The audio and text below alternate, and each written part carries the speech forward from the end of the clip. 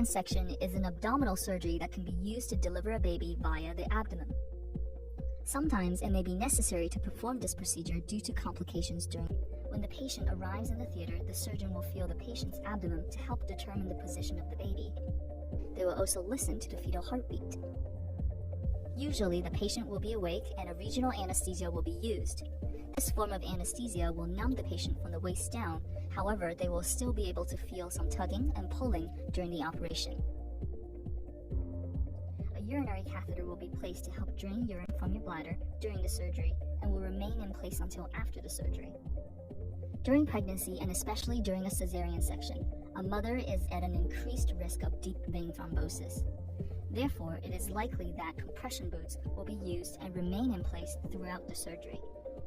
The surgical team will then clean and place surgical drapes on the patient's abdomen, and a screen will be placed at the level of the chest to separate the patient from the open surgery. Before cutting the first incision, the surgeon will check that the anesthesia is working and the patient is sufficiently numb by confirming no pain is felt. An abdominal incision is made into the abdomen. Usually, this incision is made along the bikini line to help hide the scar. However, sometimes a midline or slightly higher incision may be required.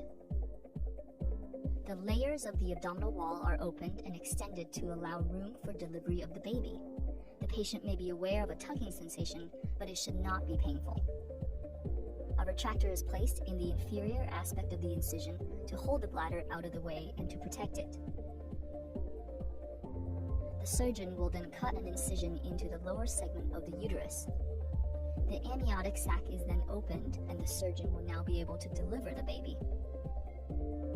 If the baby is born in good condition and the surgical team have no concerns, delayed cord clamping can be implemented to maximize the oxygenated blood that reaches the baby. The baby can then be checked by the midwife or pediatrician.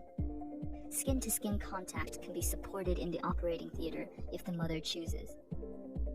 The placenta will then be delivered and checked. It may take longer to recover after a cesarean section than a vaginal birth. If both mother and baby are doing well, they can normally go home the following day and continue to receive care and support from their midwife and GP.